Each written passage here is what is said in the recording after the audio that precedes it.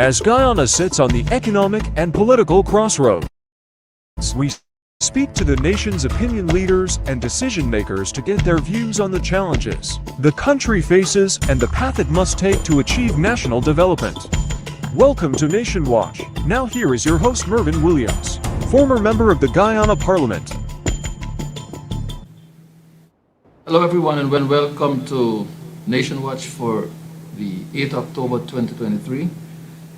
I'm honored to have in studio Mr. Rawle Lucas, who's an economist and an accountant by profession and who has served Guyana in many capacities at the very high professional level, including the GRA and the Guyana Power and Light Company, and many of us will know him as an educator at the tertiary level. Mr. Lucas, welcome to Nation Watch. Thank you very much, Marvin. I'm delighted to be here.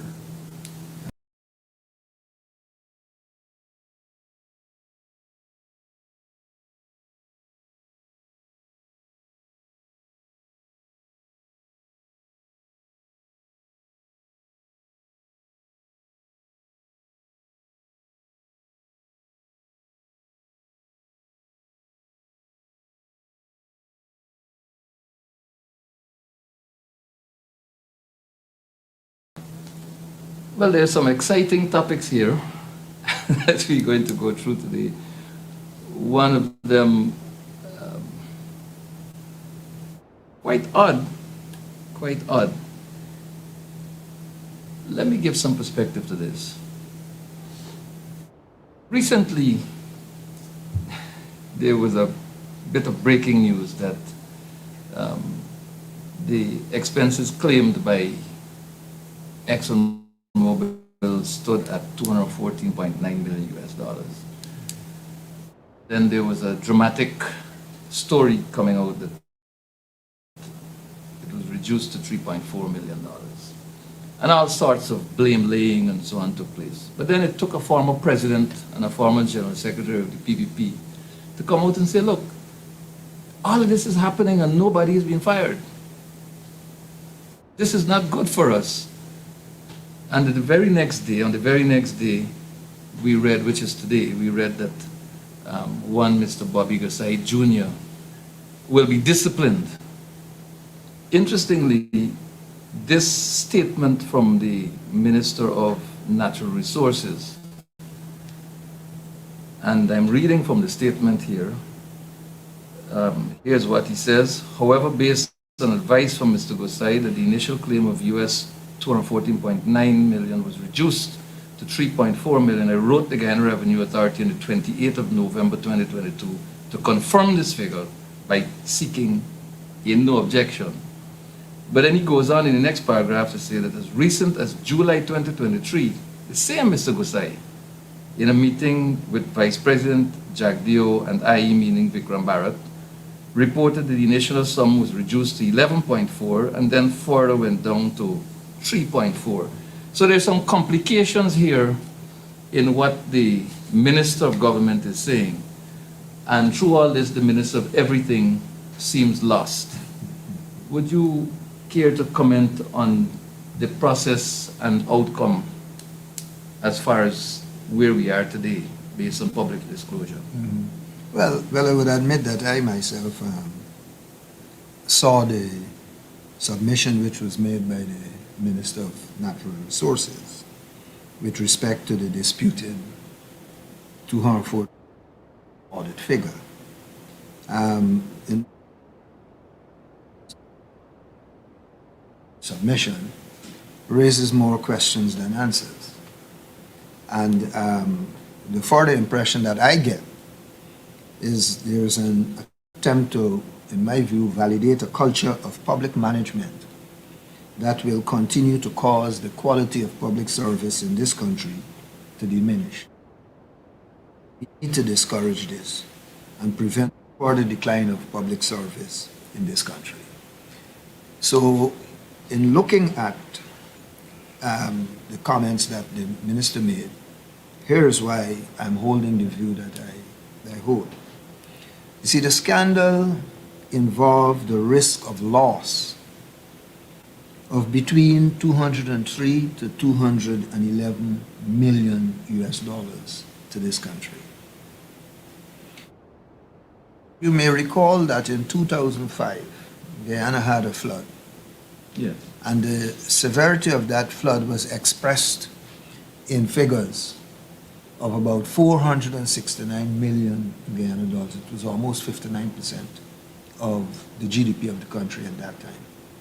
So if you look at that 214 million US dollars and the 211 that we could lose, we're really talking about losing 30% of the 2005 GDP of this country. If at that time the concern about the impact of the flood was so great, then why isn't the concern about the loss of this money, the potential loss of this money to the people of this country, not being considered with the same degree of severity?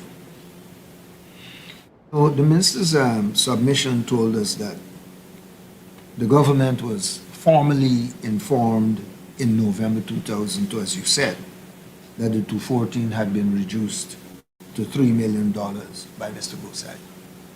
Now, somewhere later down in his letter, the minister said that 214 was always the position of the government. Yes. And therefore, I am surprised that with Mr. Gosai telling him in November of 2022 that this money had been reduced to $3 million, that he would not have asked Mr. Gosai to explain what had changed. And secondly, for him not to perhaps have informed his boss, the second vice president of this country, who says he has full control over the oil and gas industry in this country. If you know that your government's position is $214 million, why would you entertain a remark or a statement coming from Mr. Gosai that it had been reduced to $3 million and you didn't ask him what happened? And Mr. Gosai probably didn't give you an answer. Hence the reason why you had to write GRA to find out, what happened. Something is obviously not right here. So you have to ask a question. Knowing that the second vice president is in charge of this issue, and you know this person, wouldn't it be appropriate for the minister to pick up the phone and call that guy and ask him if he was aware of $1 in October or November when you wrote that letter to GRA? It's logical. So we need to understand from the minister, perhaps in another letter, or another submission to the press, if Mr. Gosai was asked these questions and what explanation he gave. I think that's the only way the public will feel comfortable with the attempt to resolve this matter. And I believe that it is an insult to this nation, really, to tell us that in July, the minister and the VP were informed in July this year, Yes. almost 8 months after Mr. Gosai would have reported that this thing had fallen to $3 million, and knowing that 214 was your position, then, how come Mr. Gosai could be telling you that this thing fell initially to $11 million, and then it dropped further to $3 million, and nobody asked Mr. Gosai why there was a contradiction in his story? Then, why did nobody ask him, why is there a contradiction? Because he told the minister in November last year that it was $3 million. Now you're sitting in front of the VP and the minister, and you're telling them, well, it came down to 11 and now it's down to 3. And those two persons claim to have the position that the money should always be 240 million. And that gentleman is telling you in July, we are now in October, 3 months later, you are now trying to address this matter, something that had such a significant impact on your economy, that given our current GDP, that's about 4 or 5% of our GDP. It's more than Gaisuku is contributing to this country. It is more than rice is contributing to this country. It is more than, some of the big manufacturing companies in this country are contributing to the economy of this country. And this man is causing that much loss from our economy, and he's not being asked questions. He's not being challenged at that time. We waiting until now to say that this is a problem. Are you really telling me that? That neither the VP nor the minister asked this guy questions at that time when they heard this, knowing that their position was always 240? So. But it appears to the curious onlooker that this is really some theatrics.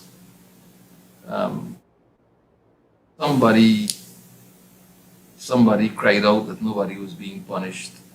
That person is believed to wield some influence, and then the next day somebody is put up on that sacrificial altar there.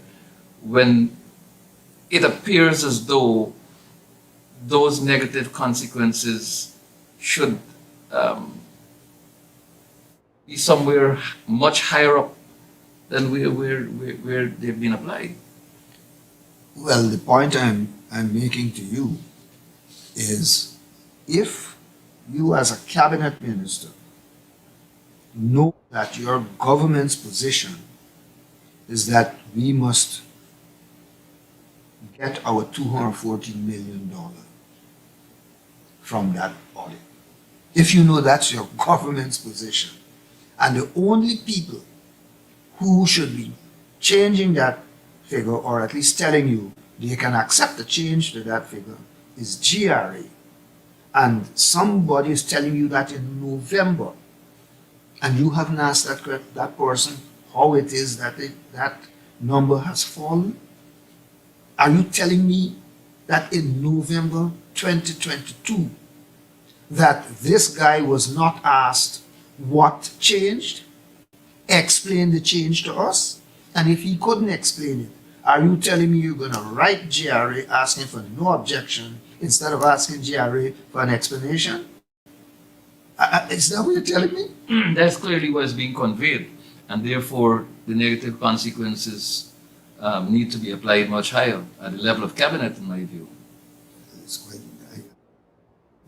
nobody would have disagreed with that perspective at all. But what we are at a crunch in this country now, the crunch time, where the teachers are lobbying for greater, or not greater, but for a livable wage, where the nurses are migrating, the doctors are migrating, the sugarcane workers are complaining that they are working for $2,500 per day when the government of Guyana is competing with itself for labor at the level of the housing sector. People are earning more, and the sugar workers are gravitating towards construction and so on. And there's that crunch, and the rising cost of living is hitting everyone really, really hard. And here it is, this huge sum of money now seems to be in question and doubt. Should Guyana lose this money, how hard will it hurt us?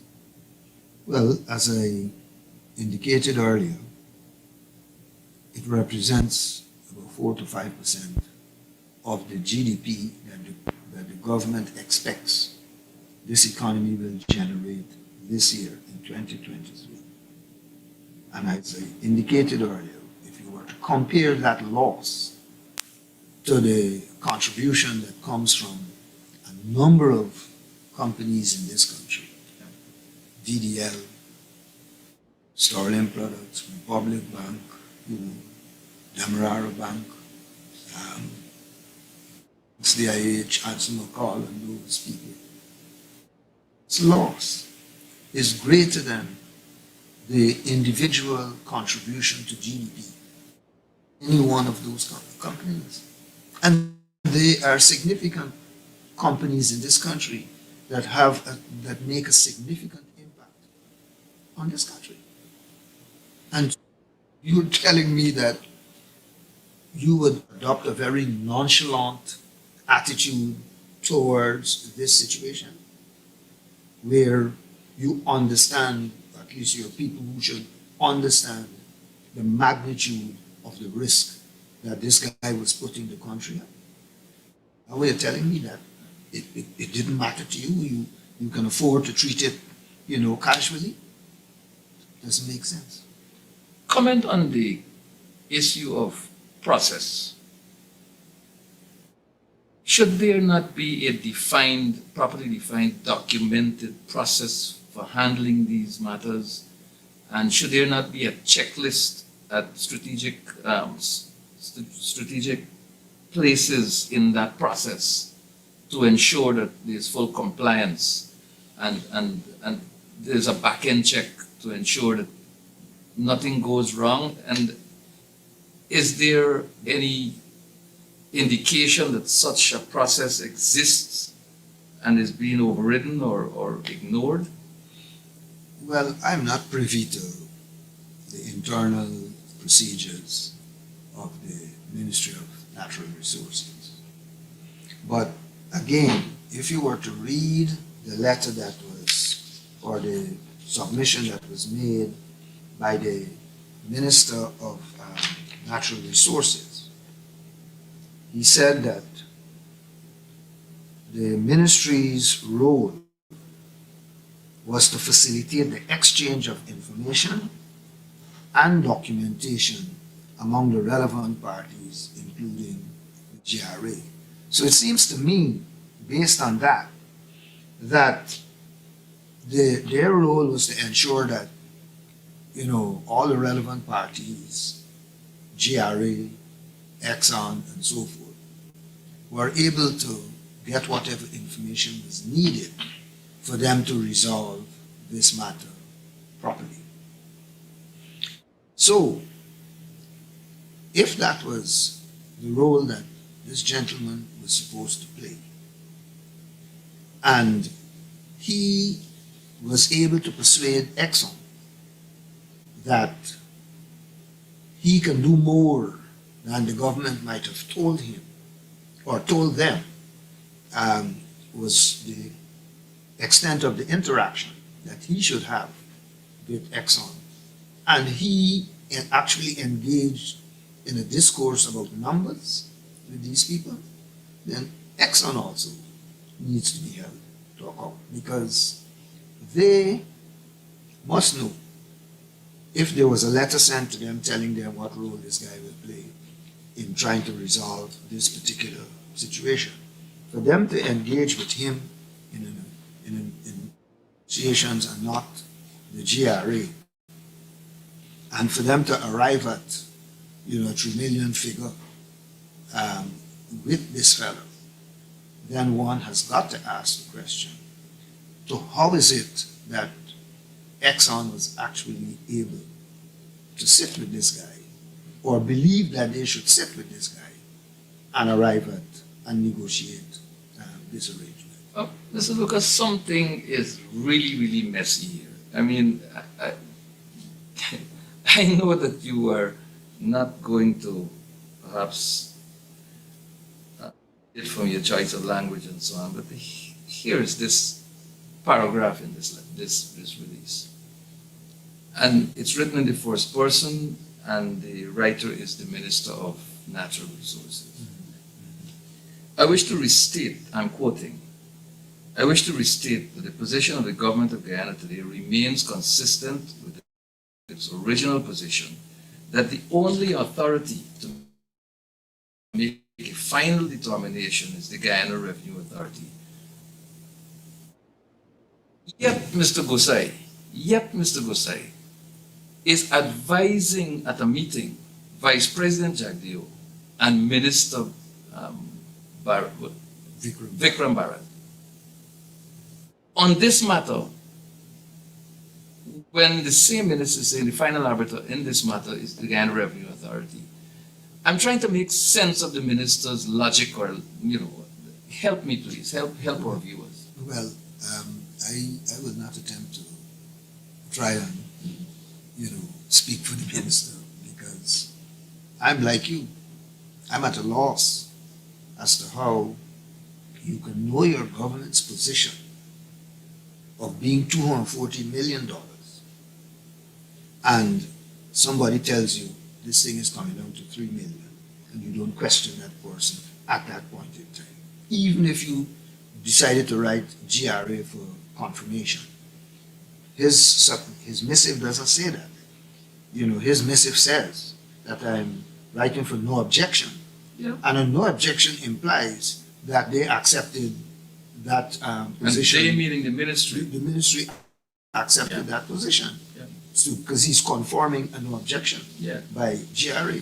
But if you knew at that time that your government's position was 240, you should really be asking GRA to explain to you how it is that the number came down from 240 to 3. Because naturally, you would want the public, which would have already heard that $240 million were likely to come to the government. Right. You would want to put yourself in a position where you can explain to the public how it came down to $3 million.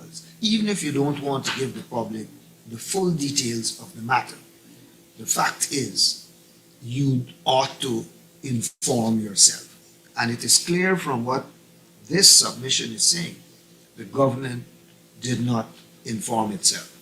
Why it didn't seek to inform itself is the question. And I believe that question ought to encourage others to probe a little more as to how we arrived at this situation. The denials sound very hollow from where I sit, I must confess. Yeah. And I believe that it's time for some cabinet resignations. If indeed Guyana were a truly democratic country with practicing democratic norms, and if Guyana were a place where management responsibility for state assets was an issue that was being taken very, very seriously, I think automatically some resignations would have flowed, and I still hope that a couple of them will be forthcoming. Yeah. Well, I think before you close on this matter, I would say it is also pertinent to ask GRA if it knew it was not changing its position from 240,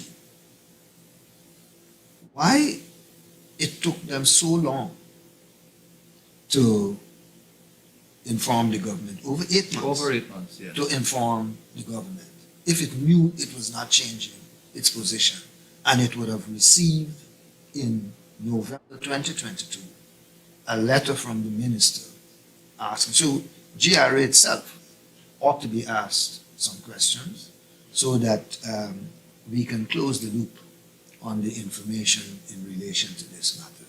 So to me, the submission that was made today in the Chronicle by the Minister of Natural Resources poses more questions than answers. But I have one further question on this issue. With all that is happening around this 214 expenses and the talk of conciliation, what are the possible consequences contractually for the government of Guyana, ExxonMobil? You mean in terms of this particular issue here? This particular issue? Yeah. Well, I don't understand what contractual implications it would have beyond the fact that we are applying the provisions of the contract to conduct the audit, and whatever finding comes out of the audit, agreed finding comes out of the audit, then that is what should be applied. So I really don't see a contractual challenge. I mean, the contract has the provision for the audit to be done. The audit has been done, and it's a question now of settling the disputed amount. That's all. But there ought not be disputes considering that the audit is signed and sealed. Yeah, well, you know. All right, so from one calamity to the next, as the old people would say. Yeah. Let's talk a bit about another area that you were involved in, the Ghana Power and Light Incorporated. You served a couple of years as chairman, 1 year as chairman of the board. There is talk now from the executive branch of government that the coalition while in government never invested in GPL, never maintained for 4 years and more the assets of GPL, and so are responsible for the major power challenges that the nation faces today. With, several days of blackout in Bartica, and then the generator moved from Essequibo to Bartica, resulting in more blackouts in Essequibo, and just a slight slowdown in Bartica, shut down all over. And then there's this very strange pronouncement by the executive as well, that large corporate entities with self-generating capacity will be asked to support the efforts of GPL and by extension the government by going on self-generating facilities from 6 in the afternoon to 10 in the night. And if they do not comply, then they will have no choice but to remove them from the power supply grid for that period of time. Comment firstly on the issue of the allegation that the coalition government failed to maintain for 4 years and never invested in GPL. First of all, let me say that I think Minister Patterson, former Minister Patterson, has done a very excellent job in identifying, if not all, of what was done by GPL under the, or during the tenure of the APNU-AFC government, who we may call the coalition government, 2015 to 2020. But as you know, I was appointed chairman of GPL May of 2019. Government changed in August of 2020. Right. So I had basically a year plus, and a few months, to work with GPL. During that period, prepared what is called a development and expansion plan.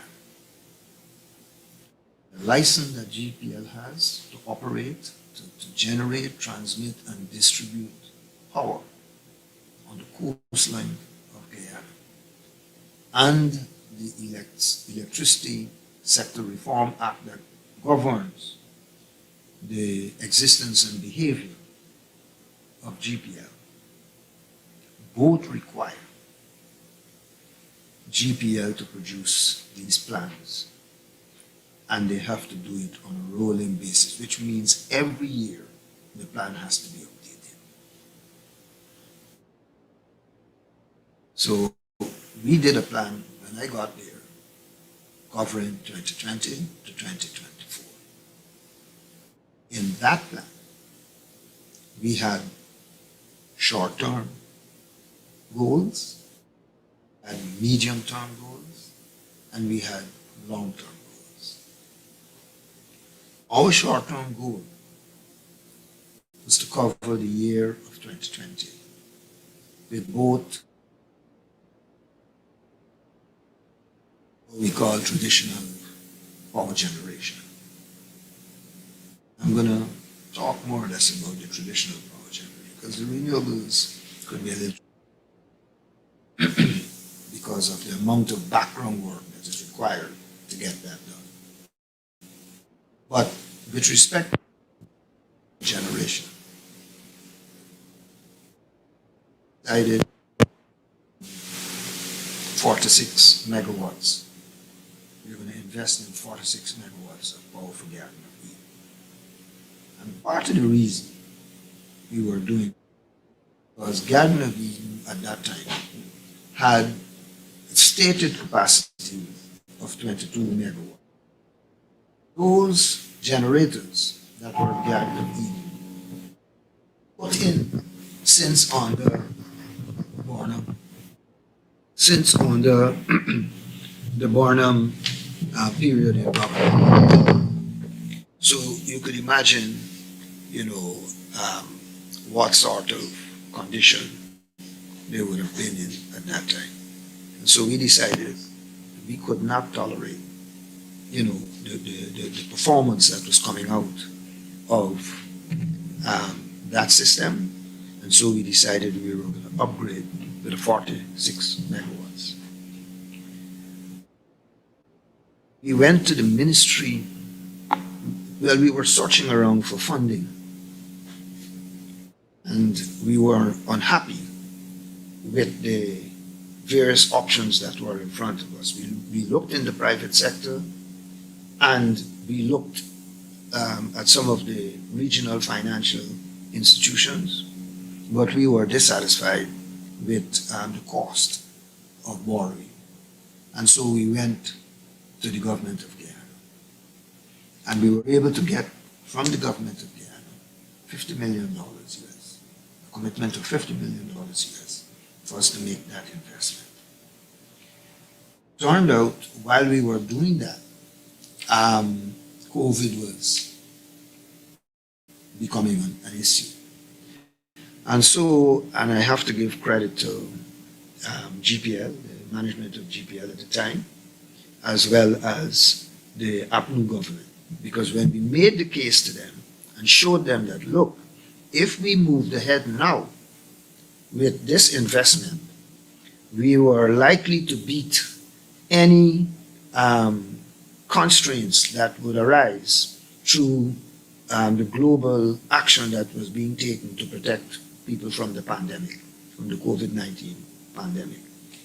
And it was a good thing that the government understood, and it enabled us to sign a contract with Wärtsilä, because they were the suppliers of the generators, in, I think it was April, and we were able to get them, and by doing that, we were able to maintain ourselves high up in the line of orders that Wärtsilä had for new generating capacity around the world. Mm-hmm. So by doing that, we were able to get those generators in here before, transportation and other supply chain issues became a problem.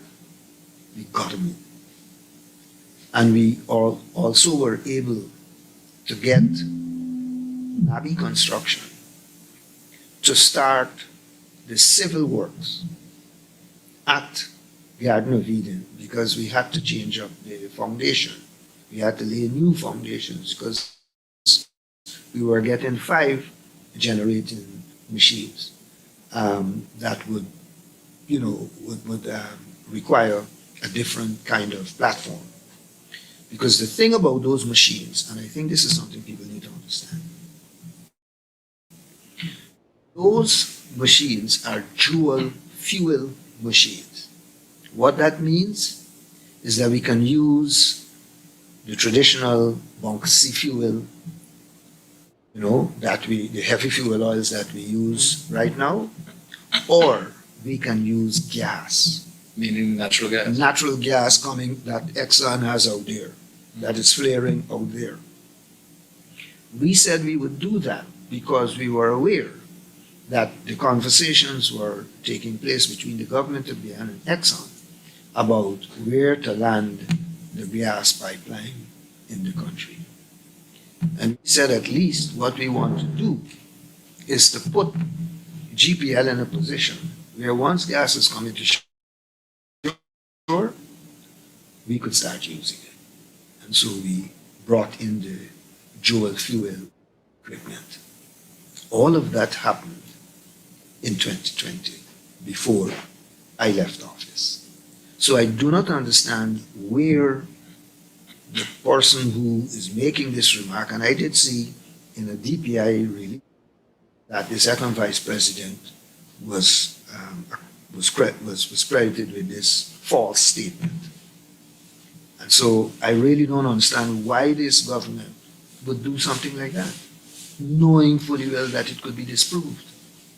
Why would they go out there and tell the world and tell the people of this country that the coalition government did nothing to improve the electricity situation? It's interesting that they would do that because the ordinary citizens of this country are saying to you loudly every day that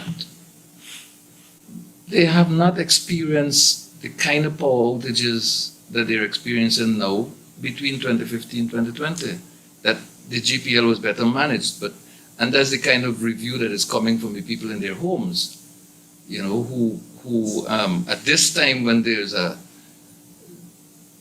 greater demand for electricity, given the temperatures, the rising temperatures and so on, that's the review we're getting from ordinary Guyanese in their homes, from the places of work and in the streets and in the markets. So it is, well, anyway. No, I think what you need to recognize is this, and I need to make this point. As I said, we had short-term, medium-term, Yeah. and long-term plans. I was going to the point of asking you to elaborate a little bit on the medium-term plan and where we are as a country now, where GPL as a corporation is at the moment, whether they are working with that plan, whether they have dumped it, what is responsible for us being where we are in terms of energy supply to the nation, when in fact a plan existed that would have lifted us out of this kind of crisis situation or prevented us from being there. Well, I cannot say why this government chose the course of action that it took. But I can tell you, our plan had suggested that in 2021, we would have made additional new investments in another 55 megawatts of power. We were going to do another 46 and another 9 in Canefield up in the Berbice area. That was our intention. So that by then we would have invested and brought on stream almost 101 megawatts of new investment in power generation in the country by 2021. And by 2022, we were going to add another 120 megawatts, so that we would have been adding 221 new megawatts of power. You heard this government saying that it only has 180. Mm-hmm. Anybody And that includes the 46.5 that we would have right. brought in.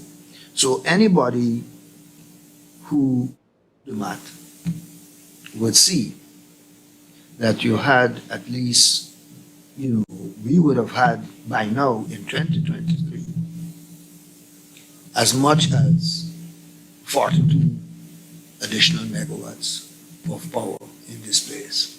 Because they're at 180 and we're at 221.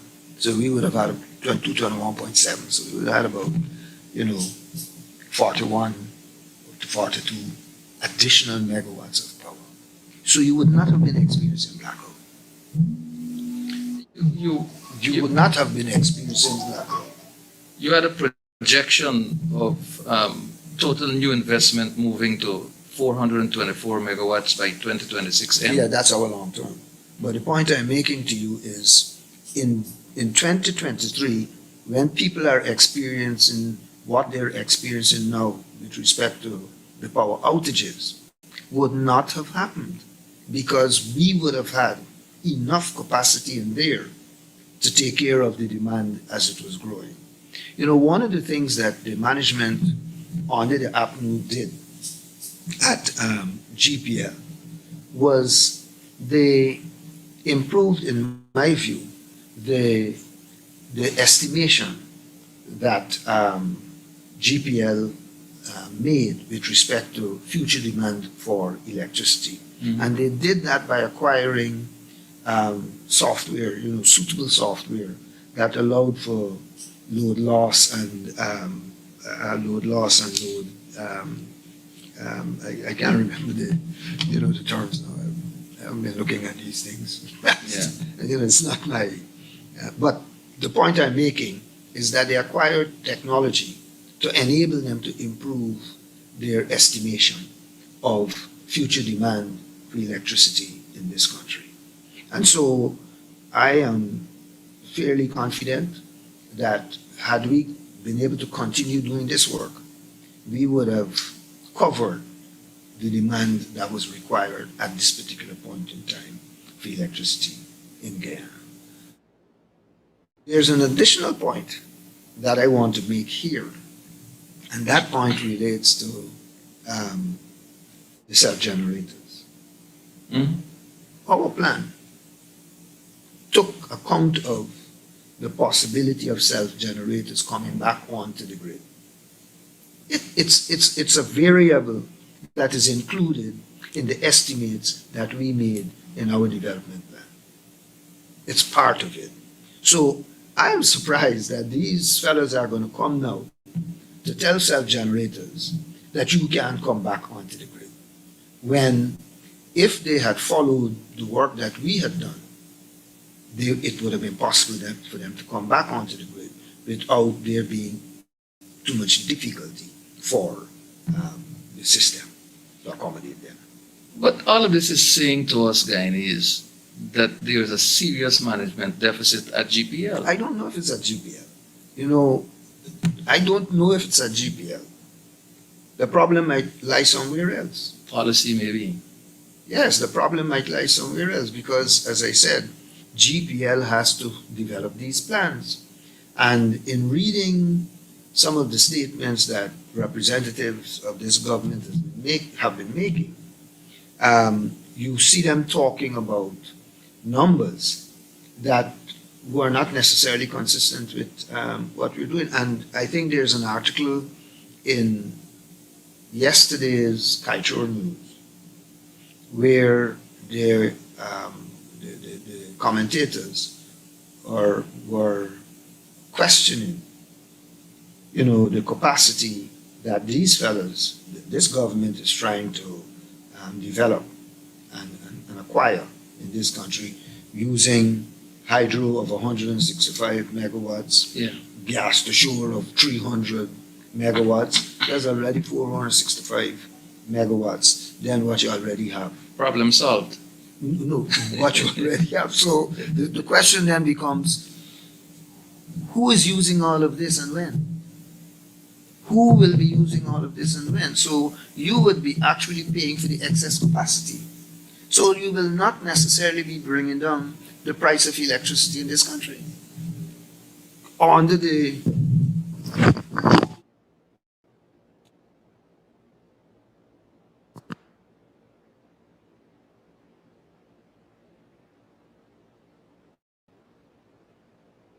constructive conversations about what we can be doing for the people of this country, I think is why we have the problems that we have right now.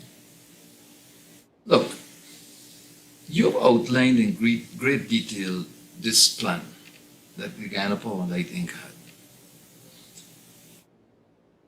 This plan was developed by GPL. So it means that at least at the management level at GPL, this plan is known to them. If it is that the the reinstated old leadership at GPL is ignoring this plan, it can only amount to lack of appreciation for the work of the staff, or ignoring the needs of the nation. By whom? By the particular reinstated management. I remember GPL has a shareholder. It's the shareholder who makes requests. Shouldn't necessarily blame GPL's management. There's a shareholder, and the shareholder of GPL, 100%, is the government of Guyana, you and I.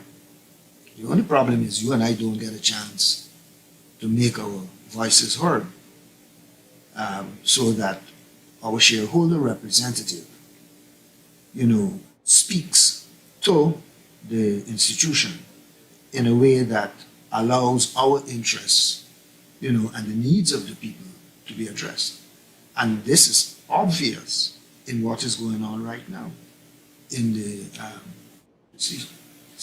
industry. What is coming across clearly here, Mr. Lucas, in the two issues that we've discussed, is that it's easy for us, the citizens, and it's easy for the government to blame persons who are not responsible for what's happening. In Mr. Gosai's case, it appears to be a situation where the responsibility lies higher up, and ought to have been made, decisions ought to be made higher up. In fact, there's evidence that decisions have been made higher up.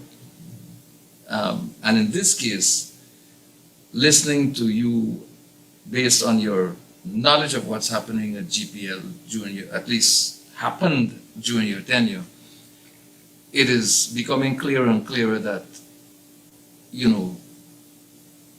the management of GPL is going to be blamed by us continually, while those who make the decisions at the level of executive government can join in the blame so that they can No. That would only happen if you don't speak up. Well, you haven't spoken up now. Our viewers are aware of things that they have not been aware of before this minute. No, well, I spoke up because I was involved and I wanted to help set the record straight. But I'm saying, as a political group that is being accused of mismanagement, and you have the information to clear the air and make it known that that is not so. I mean, I think it was the 29th of December 2019. President Granger went to Bartica to open the new station generating plant that we had built in Bartica. Yeah. And the generating set was since removed. I don't know what happened since, but this is the after my information. departure. But this is the information we're receiving, that the generating set was removed from Bartica, and that resulted in severe power outages in the community, in the municipality. I didn't keep up to date with it. But the point I'm making to you is, I mean, there were newspaper articles. Yeah. All of this about the president going to Bartica to open this new plant, this new investment, and for this government to stand before the people of this country and tell them the nonsense that it told them, is sad.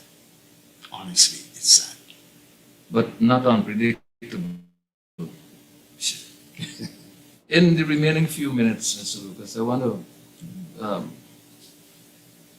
ask you to comment on this particular issue, the investment climate in Guyana.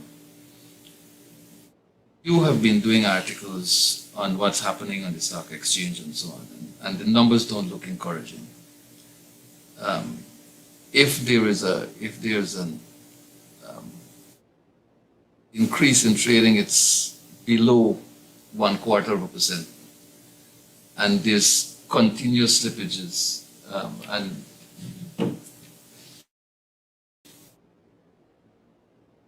where are we going? What is this information saying to the public about the climate for investment in Guyana, the interest of investors in Guyana? What are these numbers saying to us, particularly in the non-oil sector of the economy? Well, you know, the research is still ongoing with respect to that. But what I can say is, you know, that I produce every week and it's published in the Stabrook News.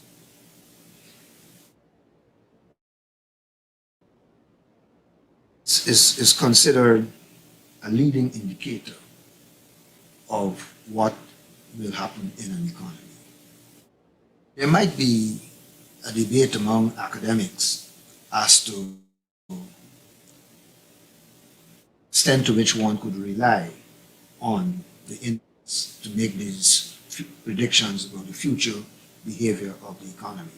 But, you know, experts and, you know, investors who are well honed in the industry tell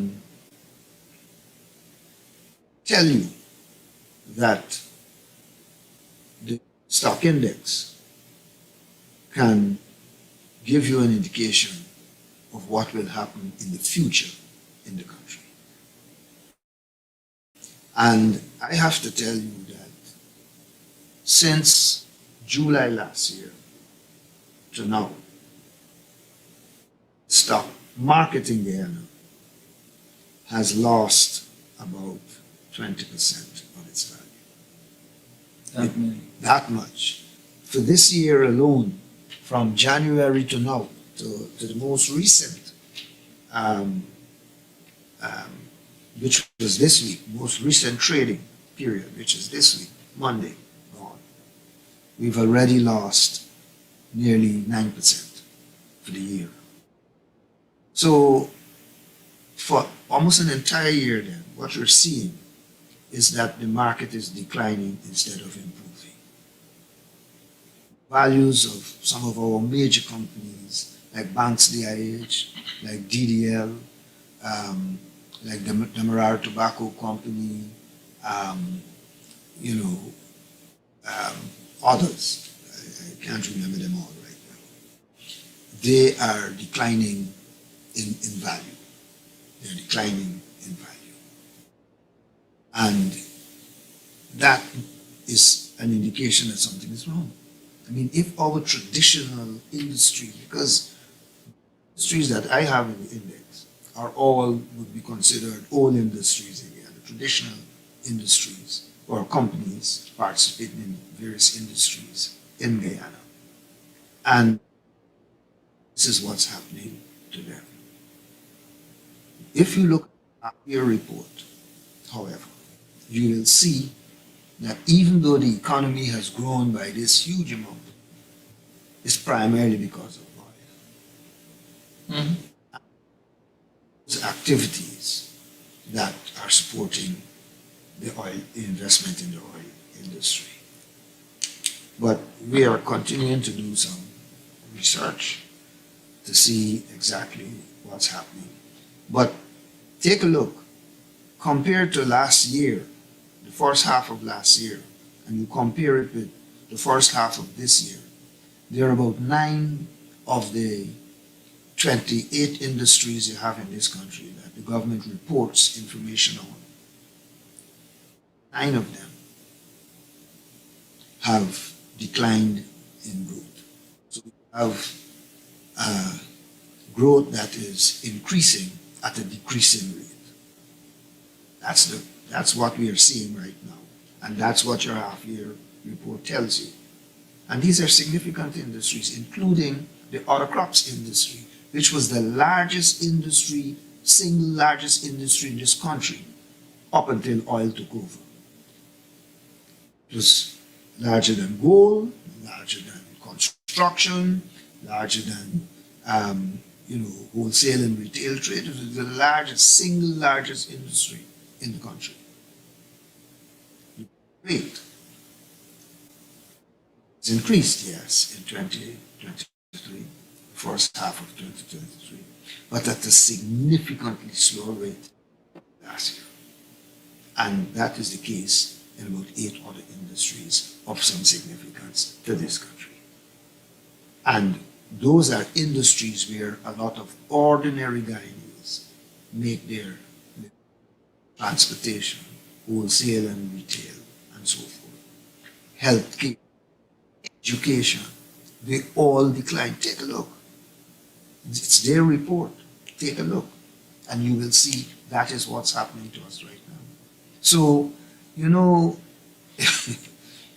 really have to wonder sometimes the degree to which these people understand the needs of the people of this country.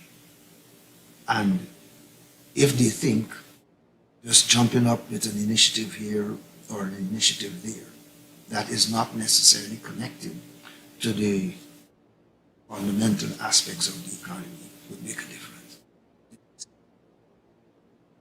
I don't know what else to say. Persons who are willing to talk, who are willing to discuss these things and are willing to find solutions are perhaps the people we should be looking to, to get out of the situation in which we currently find ourselves. Thank you very much, Mr. Rawle Lucas. Viewers, thank you very much for joining us today. Mr. Lucas, you have touched on a number of very, very important points, and you have made some revelations to the people of this country and beyond. I want to thank you very much for joining me on Nation Watch and making this conversation possible. Well, thank you very much, Marvin. It was a pleasure of mine to be here. Thank you. Ladies and gentlemen, thank you very much for joining us for this edition of Nation Watch for Sunday, 8th October 2023. And thank you very much for staying with us. We are counting down to Christmas. As we are counting down to regional and general elections, be alert, stay focused. If Guyana is to grow, the PPP must go. Until we meet again, God bless. Good.